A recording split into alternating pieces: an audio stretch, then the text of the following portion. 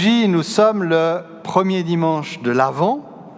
J'aime bien rappeler, parce qu'on pense toujours que l'Avent, c'est parce que c'est avant Noël, mais ça s'écrit avec un E, A-V-E-N-T, et ça vient d'un terme latin qui veut dire la venue. Donc les dimanches de l'Avent sont des dimanches où on médite avant Noël sur la venue de Jésus parmi les hommes, la venue de Dieu parmi nous. Et puis bien sûr, si nous méditons sur la première venue de Jésus, nous méditons aussi sur l'annonce, l'attente de sa seconde venue. Jésus revient. C'est quelque chose que je ne vais pas aborder aujourd'hui, mais j'aurai à cœur peut-être vous donner une série de prédications sur le retour de Jésus, parce que j'ai l'impression qu'on en parle de moins en moins dans les églises. On est de plus en plus à vouloir des églises pertinentes dans ce monde pour changer ce monde. Et nous voulons être des églises qui, sont honorées comme étant des super ONG spirituelles dans le monde. Alors c'est vrai que la dimension sociale fait partie de ce que Dieu attend de nous. Mais je vais vous dire une nouvelle un peu décourageante. Nous n'allons pas changer le monde. Nous sommes le sel de la terre. Et tant qu'il y aura une terre, nous serons du sel. Elle ne va pas se transformer en sel, la terre. Nous devons être des prophètes, nous sommes des ambassadeurs, nous devons manifester de différentes manières le royaume de Dieu. Mais je vous annonce quelque chose, c'est Jésus qui va changer le monde. C'est Jésus qui va apporter la paix entre les hommes. C'est Jésus qui va apporter la justice. C'est Jésus qui va libérer ce monde de l'obscurité, des ténèbres et du mal. Mais bon, nous l'attendons, nous l'annonçons, et puis bien sûr, nous agissons aujourd'hui pour manifester à l'avance ce que Jésus peut faire. Mais là, nous allons commencer notre réflexion, ce temps que nous prenons maintenant, en réfléchissant à la première venue de Jésus, et sur un des aspects, Dieu s'est incarné loin de la respectabilité, loin de l'éclat, de ce qui plaît à l'être humain. Et le cantique de Noël le dit bien, le cantique Jésus est né, dit dans son 3e couplet, « Il a voulu, pour notre délivrance, naître ignoré, pauvre et sans apparence. » Et le thème de ce message, vous allez voir, on va parler de la naissance de Samuel, ça fera plaisir au Peter Schmidt. Nous allons parler du fait que personne n'est négligeable pour Dieu. Dans cette venue de Jésus dans l'ignorance, dans la petitesse, il y a aussi le message que pour chacun d'entre nous qui avons sans doute de bonnes raisons de penser que Dieu pourrait nous ignorer, eh bien, il y a une promesse que Dieu agit à travers et pour les gens que le monde ignore. Paul le dit aux Corinthiens. Les Corinthiens se prenaient pour des gens bien alors qu'ils ne l'étaient pas du tout. Et il dit « Dieu a porté son choix sur ce qui n'a aucune noblesse et que le monde méprise, sur ce qui est considéré comme insignifiant, pour réduire à néant ce que le monde estime important. » Marie, dans l'Évangile, est une toute jeune fille. On suppose qu'elle a 16 ans. Elle est enceinte hors mariage à vue humaine. C'est pas très, très respectable, c'est même dangereux. Et elle a mis au monde, cette petite Marie, le sauveur de l'humanité, alors pas dans une étable, contrairement aux légendes, pas parce que les aubergistes n'avaient pas de place, ça c'est des inventions. En fait, ils sont allés dans la maison familiale et il n'y avait pas de chambre à part. Elle a dû naître dans la chambre commune, là où on mettait aussi des animaux pour faire le chauffage. Jésus n'est pas né dans une étable, il est né dans la salle commune. Ce qui n'est pas très drôle pour une femme qui accouche, tout le monde est autour. Voyez, c'était pas vraiment extraordinaire, la promiscuité. Donc il est né là, on n'a pas pu la mettre dans la chambre des invités, ma foi. Elle est née. Jésus est né à côté des animaux. Alors je ne sais pas s'il y avait un bœuf ou un âne, ça aussi ça fait partie du folklore. C'est pas faux non plus. Hein. Le plus drôle que j'avais trouvé, puis après je vais rentrer dans mes notes, c'était à la coop de Signy au-dessus de Nyon, Pour Halloween, ils s'étaient déchaînés, il y avait eu des chauves-souris, des sorcières partout. Et puis les églises du coin avaient dit, vous pouvez un peu vous calmer avec les aspects macabres, vous pouvez faire quelque chose de plus sympa. Et ils ont fait un gros effort pour Noël, et ils avaient fait une très jolie crèche avec un extrait de l'évangile de Luc. On avait tout. Avec un petit détail qui ne fonctionnait pas par rapport à la Bible, c'est que dans la basse-cour de la crèche, ils avaient mis des cochons. Ce qui ne va pas tout à fait bien dans une ferme juive, mais bon, l'effort était là. Et on ne s'est pas plaint pour cela, c'était déjà sympathique. L'histoire d'Anne, ça fera encore plaisir au Peter Schmidt. Anne, la maman de Samuel, cette histoire ressemble à celle de Marie, parce qu'elle finit par célébrer, ça on ne va pas le voir, mais vous pouvez le lire dans le livre de Samuel, elle célèbre le Seigneur avec un cantique qui ressemble, qui annonce le Magnificat, ce cantique par lequel Marie exalte le Seigneur. Mais Marie, c'est 1000 ans plus tard. Et comme pour la naissance de Jésus, Dieu utilise les prétendues quantités négligeables de l'humanité pour accomplir son plan. Anne, durement éprouvée, méprisée, devient la maman de Samuel, ce dernier juge libérateur, qui allait mettre en route la royauté en Israël. Et Anne nous révèle que personne n'est négligeable pour Dieu.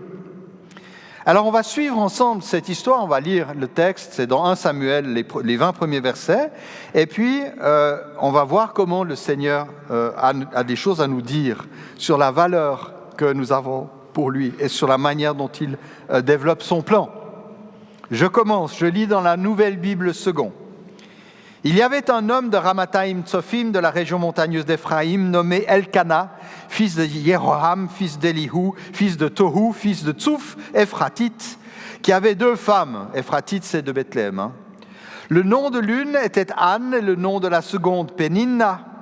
Péninna avait des enfants, mais Anne n'en avait pas. Chaque année, cet homme montait de sa ville à Silo pour se prosterner devant Adonai des armées et pour lui offrir des sacrifices. Là se trouvaient les 2 fils d'Éli, Hophni et Phinéas, prêtres du Seigneur. Le jour où Elkana offrait son sacrifice, il donnait des parts à sa femme Péninna, ainsi qu'à tous les fils et les filles de celle-ci. Mais il donnait à Anne une part d'honneur, car il aimait Anne, bien que le Seigneur l'eût rendue stérile. Sa rivale ne cessait de la contrarier, parce que le Seigneur l'avait rendue stérile. D'année en année, il faisait ainsi, et chaque fois qu'Anne montait à la maison du Seigneur, Péninna la contrariait de la même manière. Alors elle pleurait, et elle ne mangeait pas. Elkana, son mari, lui dit « Anne, pourquoi pleures-tu? Pourquoi ne manges-tu pas? Pourquoi ton cœur est-il triste? Est-ce que je ne vaux pas mieux pour toi que 10 fils ?» Voilà une situation difficile, situation d'épreuve. Et ça vient nous parler. Quel est le malheur en lui-même qui touche Anne? Eh bien, elle n'a pas d'enfant.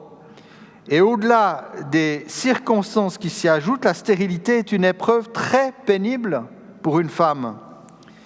La stérilité atteint un désir profond qui est celui de donner la vie. Être stérile, c'est une atteinte directe au désir d'être une maman, d'accéder à la fécondité et à la maternité que beaucoup de femmes voient comme un accomplissement crucial de leur existence. Le désir de pouvoir donner la vie à un enfant est quelque chose de très profond. Il arrive même, vous savez, que certaines jeunes filles oublient, entre guillemets, de prendre des mesures contraceptives efficaces pour se rassurer qu'elles peuvent avoir un enfant. C'est dire la profondeur de ce désir. Quitte, comme ça se passe malheureusement trop souvent, quitte à vouloir se faire avorter une fois qu'elles ont la confirmation qu'elles peuvent avoir des enfants. Vous voyez, ce désir, ce besoin, je veux prouver, alors je prends une contraception pour ne pas tomber enceinte, mais j'oublie un peu pour me rassurer que je peux quand même en avoir un, mais bien sûr, quand l'enfant arrive trop tôt, ça crée une énorme tension, et puis, malheureusement, ça peut arriver jusqu'à l'avortement. Alors je voudrais souligner que c'est quelque chose qui mérite d'être visité. Nos milieux évangéliques mettent souvent en avant la famille et les enfants, et c'est bien la famille et les enfants. Mais il faut vraiment que nous apprenions à avoir plus qu'un respect vague, mais un véritable amour pour toutes nos sœurs qui, pour diverses raisons, n'ont pas la joie de mettre au monde des enfants. Il n'y a pas que les mamans qui soient bénies. Et en tout cas, dans l'Église, nous ne devons pas seulement célébrer celles qui ont eu la chance d'avoir des enfants. Quand les enfants atteignent l'adolescence, la question de chance commence à chanceler. Mais voilà.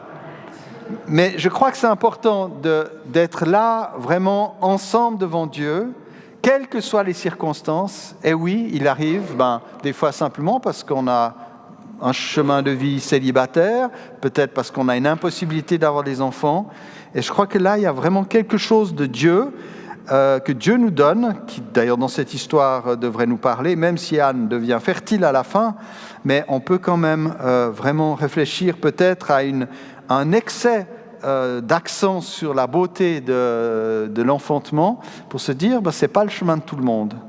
Et pour les personnes qui ne sont pas dans ce chemin-là, qui sont seules, aussi les personnes non mariées, il faut vraiment avoir un cœur et considérer que nous nous devons les uns aux autres, sans exception de personne. Essayer d'être pasteur célibataire dans une église évangélique, c'est très compliqué. Qu'est-ce que fait la stérilité en dehors d'atteindre à ce besoin profond? Ça atteint la réputation. Là, on arrive un peu à ce que je viens de dire. Dans une société où les enfants sont les soutiens directs de leurs parents, où la famille est le premier repère, où tout se passe d'abord, une femme stérile était souvent rejetée parce qu'elle ne contribuait pas au bien de la famille. On la voyait même parfois comme maudite par Dieu. Et encore aujourd'hui, certaines cultures véhiculent ce rejet. Alors j'ai une fois entendu, ce n'est pas le cas de tous, mais voilà, j'ai entendu parler d'un mari africain qui voulait divorcer de son épouse parce qu'il ne pouvait pas avoir d'enfant. Bien qu'il était chrétien, il considérait que la stérilité de sa femme était une malédiction et que c'était une bonne raison de divorcer. Alors je ne dis pas que tout le monde réagit comme ça. Il s'est trouvé qu'il était africain, mais ça pourrait être un Sud-Américain, ça pourrait être un Asiatique, ça pourrait être même quelques Occidentaux encore marqués par une culture patriarcale. Mais c'est intéressant de se dire que c'était carrément un motif de divorce et pas de soutien. La Bible, elle nous donne des exemples de couples stériles. Abraham et Sarah, qui ont eu de la peine à avoir des enfants. Jacob et Rachel aussi, où il a fallu utiliser des substituts de manière un peu courante à l'époque, mais quand même gênante. Elkana ici et Anne. Et puis dans le Nouveau Testament, vous avez Zacharie et Élisabeth, les parents de Jean-Baptiste. Mais ce qu'il y a d'intéressant dans toutes ces histoires, c'est que l'homme, le mari, n'a pas rejeté la femme, n'a pas mis au banc son épouse stérile. Au contraire, on voit plutôt des égards particuliers dans certains cas, ou une recherche de solutions ensemble pour trouver comment réparer ou dépasser la situation. Et là aussi, il y a une exemplarité, malgré tous les défauts de ces personnes, une exemplarité qui devrait nous toucher nous aussi par rapport à cette question de la stérilité dans une société qui met en avant la natalité. Dieu, à travers ces gens aussi, va à contre-courant des cultures marquées par la méchanceté et la superstition. Pour Anne, la stérilité atteignait son rôle d'épouse dans la société de son temps, et en tout cas, elle, ça la rendait malade. Ça lui coupait l'appétit. Donc il faut vraiment comprendre la difficulté que représente la stérilité pour une femme, qui touche bien plus profond qu'on le penserait. Et ce n'est pas qu'un problème mécanique ou biologique. Une fausse couche aussi atteint une femme dans son identité. Elle a besoin de beaucoup de compréhension. C'est un vrai deuil qu'elle doit traverser, même pour des gens qui n'ont pas des convictions absolues sur la pleine humanité d'un enfant avant la naissance. J'ai encore entendu l'autre jour une dame, je ne sais plus dans quel cadre, dans un reportage, qui expliquait qu'elle a eu une fausse couche et que pour elle, ça a été une perte. Voilà, il y avait quelque chose qui s'était fait déjà entre elle et cet enfant, et elle en avait souffert, et elle s'était déjà attachée. Il y avait tout un monde qui s'effondrait à travers cette épreuve. Et je crois que c'est important d'être sensible à cette réalité-là. Et puis alors il y a la stérilité, cette souffrance, mais il y a du sel versé sur cette blessure. Et notamment le jugement venant de l'extérieur de la part de Pénina. Pénina, deuxième épouse, est présentée comme rivale de Anne. Ça, elle aurait pu être en soutien, franchement. Mais non, elle devient une rivale. D'ailleurs, entre nous, c'est un très bon argument contre la polygamie. Vous savez déjà, vivre à deux, c'est compliqué. Si vous rajoutez encore une personne dans l'équation, vous ne faites qu'amplifier les problèmes. Et regardez dans la Bible, les histoires entre femmes rivales est compliqué. Sans parler aussi de l'image qu'on a d'une femme quand on en fait plusieurs exemplaires au service d'un seul homme. On voit rarement le contraire entre nous. Et donc, cette Pénina cherche tout le temps à l'humilier, à la bouleverser. Et donc, même au cœur du foyer, l'ennemi est là. Il n'y a pas de protection dans l'abri, puis dans la famille. Il n'y a pas d'abri pour Anne. En plus, ça se passe quand ils vont au culte, quand ils montent chaque année sacrifier à Dieu. Donc, en allant vers le lieu de la communion, c'est là que les humiliations se déploient. C'est là que Pénina rappelle à Anne sa malédiction, en quelque sorte. Et cette attitude de Pénina, bien que liée à la jalousie, vient aussi d'une inspiration diabolique.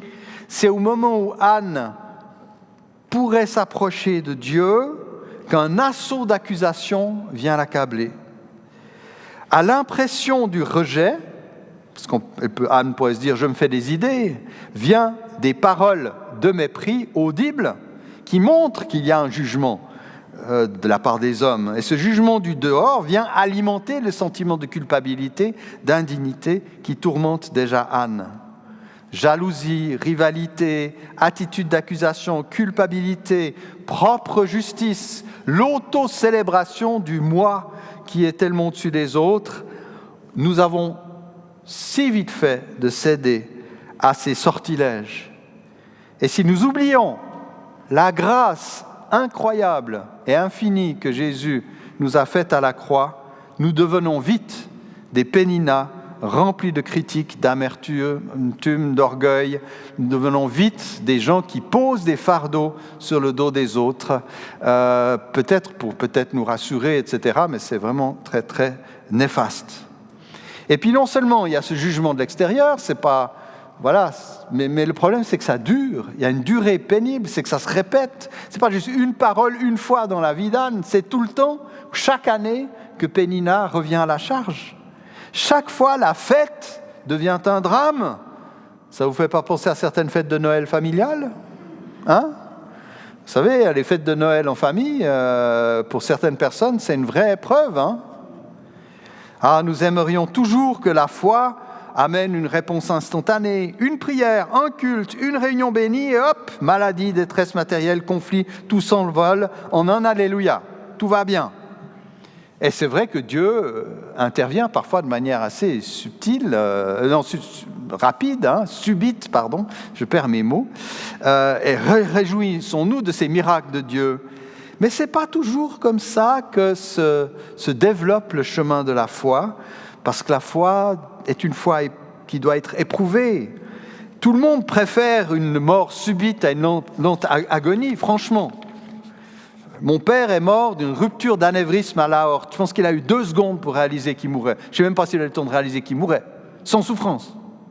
Bon, c'est une mort, si on ne pense pas aux autres qui prennent le choc, c'est une mort qu'on se souhaiterait tous, plutôt que de devoir crapahuter pendant des mois et des années contre un mal qui nous incapacite au fur et à mesure. On aimerait tous. On aimerait tous être ce martyr qui ouvre sa chemise devant le peloton d'exécution, puis voilà, on meurt pour le Seigneur, que d'être quelqu'un dans une geôle pendant 15 ans qui subit des tortures quotidiennes. Vous voyez, l'épreuve qui dure, personne ne la désire.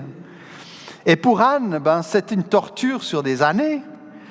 Et aucune négligence chez elle, aucun manque de foi chez elle n'en est la cause. Oui, malgré nos désirs, et malgré tout notre engagement pour Dieu, les choses peuvent durer.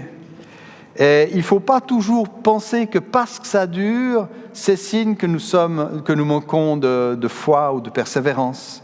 Il y a des chemins plus longs que d'autres.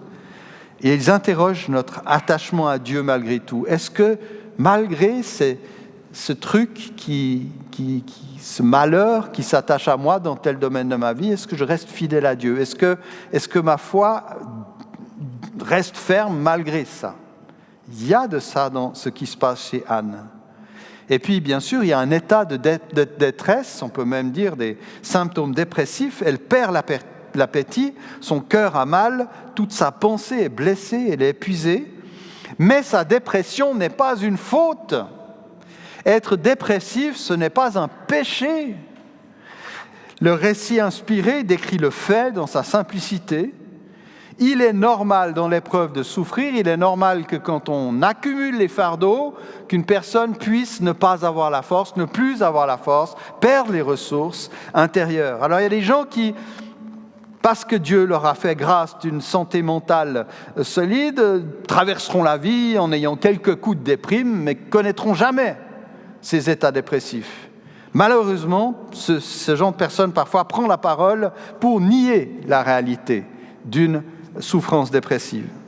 Je suis un dépressif depuis des années, j'ai fait un burn-out il y a 16 ans, j'ai toujours besoin de soins, je marche, bien sûr ça ne se voit pas, tant mieux, c'est comme ça quand je prêche, je fais semblant, non je plaisante. Mais je suis quelqu'un de fragile, il y a peu de matins où je ne me lève pas sans angoisse, d'accord ? Sans angoisse, c'est sans objet d'angoisse, hein ?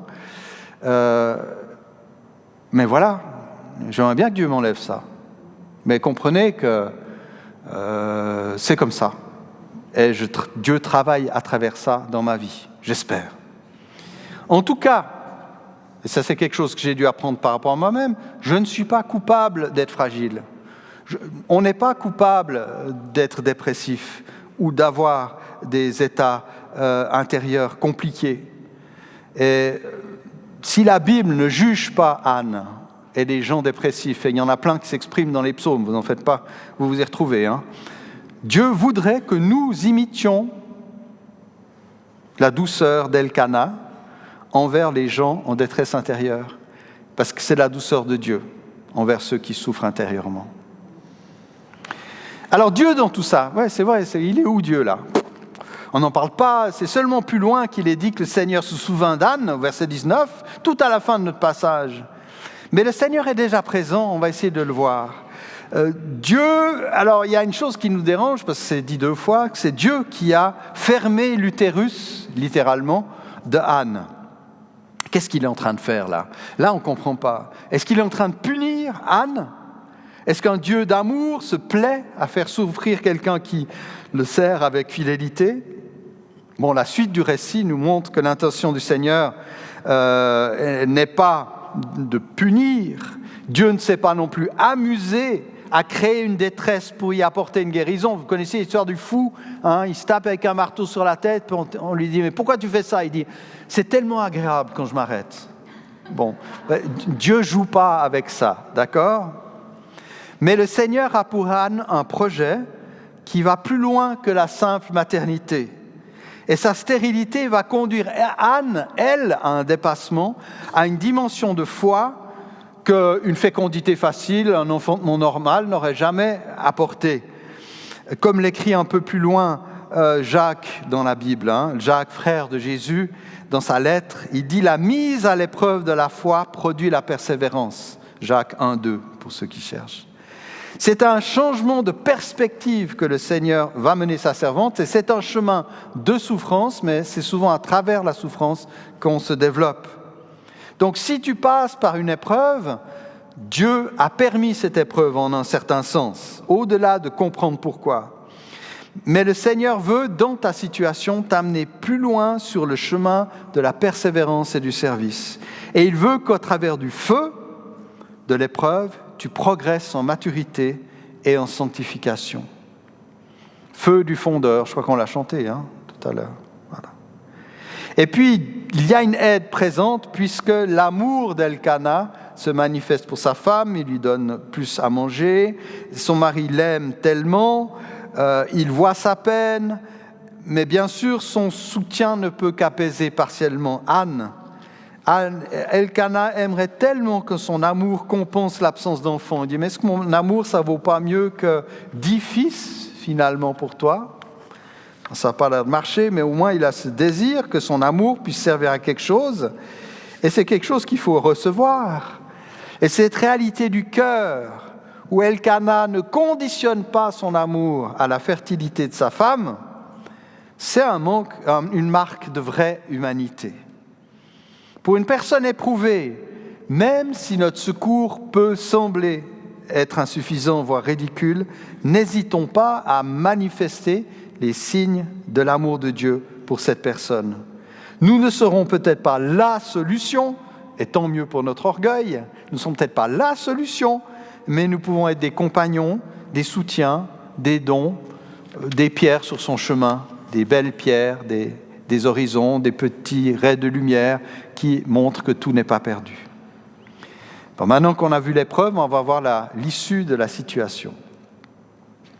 Après qu'ils eurent mangé et bu à Silo, Anne se leva. Élie, le prêtre, était assis sur son siège près du montant de la porte du temple du Seigneur. Très étrange, parce que le temple n'était pas construit, on avait juste la tente, mais il semble qu'ils avaient quand même bâti quelque chose autour à Silo, là on avait déposé l'arche. Et voilà que Anne, amère, se mit à prier le Seigneur et à pleurer abondamment. Elle fit un vœu en disant « Adonai des armées, si tu daignes regarder mon affliction, si tu te souviens de moi et ne m'oublies pas, si tu me donnes une descendance à moi qui suis ta servante, je le donnerai au Seigneur pour tous les jours de sa vie. Et le rasoir ne passera pas sur sa tête. » Comme sa prière se prolongeait devant le Seigneur, Élie observait sa bouche. Anne parlait dans son cœur, seules ses lèvres remuaient, mais on n'entendait pas sa voix. Élie pensa qu'elle était ivre, et il lui dit « Jusqu'à quand resteras-tu ivre ? Va cuver ton vin !» Anne répondit « Mon Seigneur, je ne suis pas une femme entêtée, et je n'ai bu ni vin, ni boisson alcoolisée. Je me répandais devant le Seigneur. Ne me prends pas, moi, ta servante, pour une femme sans morale, car c'est l'excès de ma douleur et de ma contrariété qui m'a fait parler jusqu'ici. » Élie répondit « Va en paix, que le Dieu d'Israël te donne ce que tu lui as demandé. » Elle dit « Je suis ta servante, que je trouve toujours grâce à tes yeux. » Puis elle repartit. Elle mangea et son visage ne fut plus le même. Ils se levèrent de bon matin et après s'être prosternés devant le Seigneur, ils rentrèrent chez eux à Rama. Anne ne reste pas enfermée dans son épreuve. Elle va vivre des dépassements de sa situation, une démarche de foi remarquable. Et elle vient nous parler à nous aussi, qui nous sentons si souvent quantité négligeable. D'abord, il y a un dépassement de l'état de détresse. Le changement se fait dès ce verset 9 où il est dit « Et Anne se leva ». Elle se lève. Quand on se lève, les choses changent. Après combien de fois ? À la suite de quelle réflexion ? On ne nous le dit pas. Mais à un moment, Anne se lève. Il y a un déclic. Elle ne subit plus la situation de manière passive. Elle devient actrice de sa vie. Elle entre dans une forme de combat. Sa détresse ne la tyrannise plus. Elle souffre toujours. Elle est toujours moquée par Pénina. Elle n'entonne pas de cantiques victorieux, mais elle n'est plus ballottée au gré du malheur. Il y a quelque chose qui se passe en elle qui fait qu'elle commence à résister. Et face au malheur qui nous atteint, ce n'est pas toujours tout de suite. Demandons au Seigneur de nous donner, de reprendre pied, de ne pas être les marionnettes du malheur. Si tu peux seulement lever le petit doigt, eh bien lève le petit doigt. C'est déjà un début de refus, un début d'activité qui qui refuse la passivité, la fatalité.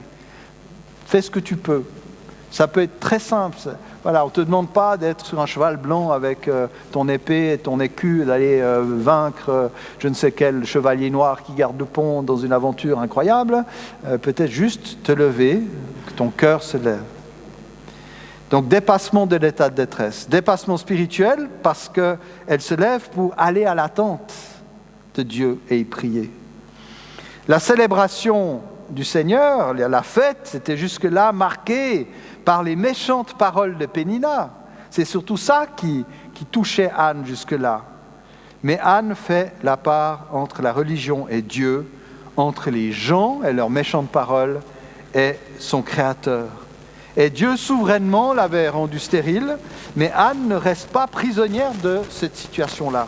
Elle va chercher la communion avec son Seigneur et elle entre en dialogue avec lui. Et je crois que c'est important. Apprenons à ne pas dépendre des gens pour vivre notre foi, pour chercher la face du Seigneur. Ne nous laissons pas décourager parce que les gens peuvent dire ou penser. Allons de l'avant, soyez un petit peu bulldozer. La neige arrive, c'est le moment d'être des bons chasse-neige et de se dire, bon maintenant, je ne vais pas me laisser arrêter, je vais aller vers le Seigneur, je ne vais pas laisser la neige des différents découragements m'arrêter. Et puis un dépassement de l'émotion. Elle prie, elle a l'âme amère, elle pleure beaucoup, et les larmes accompagnent sa démarche de foi. Ces larmes ne sont pas un obstacle à la foi. Anne est vraie devant le Seigneur, elle est authentique, elle est dans ce qu'elle est. Elle est légitime dans sa tristesse. Elle n'attend pas la paix pour avoir la foi. Et elle ne refoule pas ses émotions pour venir à Dieu. Et on verra même plus loin qu'elle exige le droit au respect de la part d'Élie au sujet de l'expression de sa douleur devant le Seigneur. C'est légitime. Eh bien, apprenons-nous aussi à ne pas refouler notre tristesse, nos colères ou nos peurs quand nous venons devant Dieu. Nous ne pouvons pas nous cacher de lui. Donc arrêtons la diplomatie. Arrêtons la diplomatie. Résistons aussi à un fatalisme qui ignore que Dieu permet des épreuves pour que nous nous approchions de lui. Et n'oublions pas, si nous lisons la Bible, que le Saint-Esprit a inspiré les auteurs bibliques de lignes et de lignes et de lignes et de pages entières de Lamentations. C'est le Saint-Esprit qui a inspiré le livre des Lamentations, dont on ne cite que le verset positif. Les bontés du Seigneur se renouvellent chaque jour, ça on le cite toujours. Et ce qui vient avant, après, on n'ose pas le citer. Voilà. La spiritualité juive et chrétienne réfute l'injonction toxique du « il ne faut pas se plaindre », qui empêche une relation authentique avec le Seigneur. Ce « il ne faut pas se plaindre », c'est du stoïcisme, les amis. C'est une philosophie grecque qui interdit d'écouter ses émotions, qui croit que l'homme fort est celui qui n'a pas d'émotions. La Bible ne dit pas « il ne faut pas se plaindre ». La Bible dit « va devant Dieu, plains-toi, vas-y, te gêne pas. Vide la poubelle, vide le sac, je ne sais pas ce qu'il faut encore vider. Dis tout, vas-y. T'es devant Dieu. C'est mieux que tu dises tout ce que tu as dans le cœur que de faire semblant que tu n'as rien qui ne va pas dans ton cœur. Après, Dieu, il dira, ok, tu as jeté toutes tes cartes sur la table, il y en a quelques-unes qui sont un petit peu pourries, on va quand même corriger le tir, mais tu as au moins, on va pouvoir commencer sur des bases normales, justes et vraies. Et puis, Anne va dépasser le problème. Elle fait un vœu au Seigneur. Et ce n'est pas une parole légère, ça révèle tout un chemin en elle. Elle ne demande pas simplement « Seigneur, fais que j'ai des enfants ». Elle va beaucoup plus loin. Elle demande un fils pour le donner au Seigneur.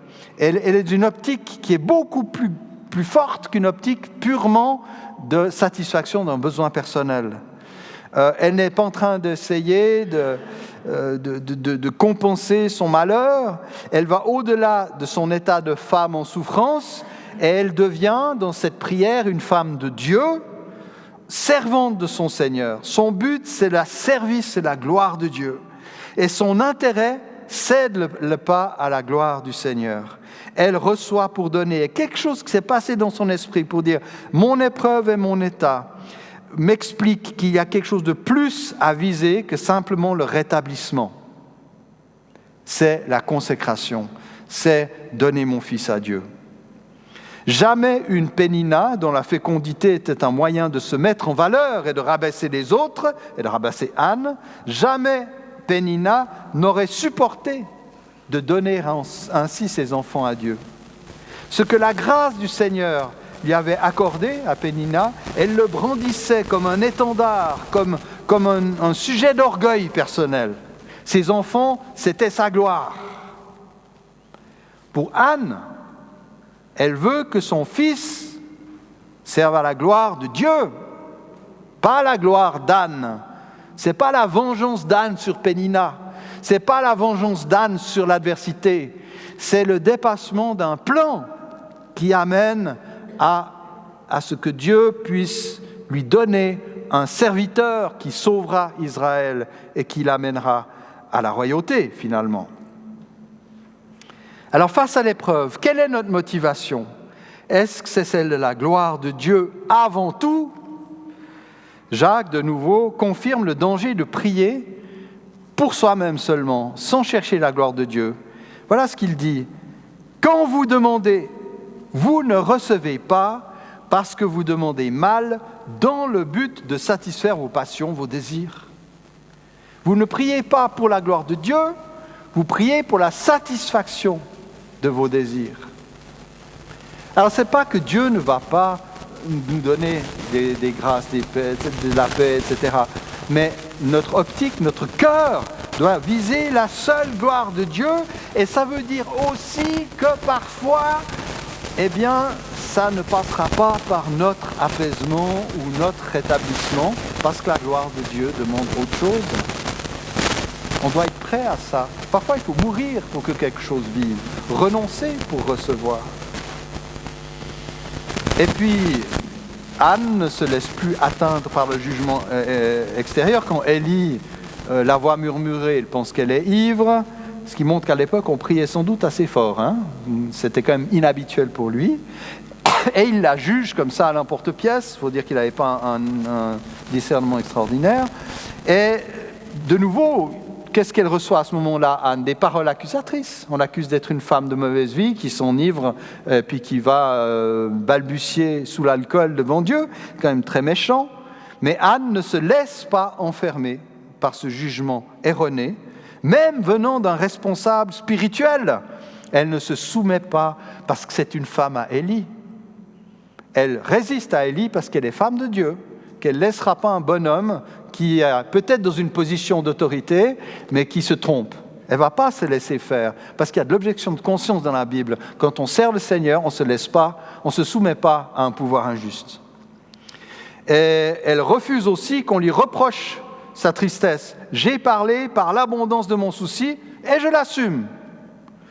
Elle a revêtu son identité de servante de Dieu, elle ne laisse aucun jugement l'emporter sur elle, elle ne réagit pas non plus agressivement, moi je suis plus agressif qu'elle, je ne vous dis pas, ce qui montre qu'elle ne se sent pas menacée, parce qu'elle est suffisamment forte dans son identité. Élie, je te résiste, tu dis des bêtises, tu ne sais pas de quoi tu parles, j'ai le droit d'exprimer mon souci, voilà, je pose les réalités, maintenant tu te calmes. D'ailleurs il s'est calmé.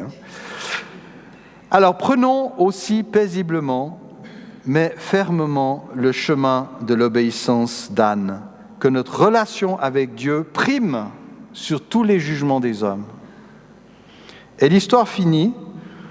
À la fin de l'année, elle était enceinte, elle mit au monde un fils qu'elle appela du nom de Samuel, qui veut dire Dieu écoute, car, dit-elle, c'est au Seigneur que je l'ai demandé. Anne repart paisible. Elle mange, son visage a changé, quelque chose s'est passé dans son cœur, la peine intérieure est apaisée, la suite de l'histoire est libre du drame, c'est fini, la famille se lève tôt, rend un culte au Seigneur et s'en retourne à la maison. Elkana continue à aimer Anne, qui devient féconde. Mais la fécondité n'est pas la seule ni la principale réponse de Dieu dans cette histoire. Le miracle d'Anne, c'est d'avoir accompli sa vocation de servante du Seigneur, offrant au Dieu souverain son enfant, laissons donc le Christ être le maître de sa vie.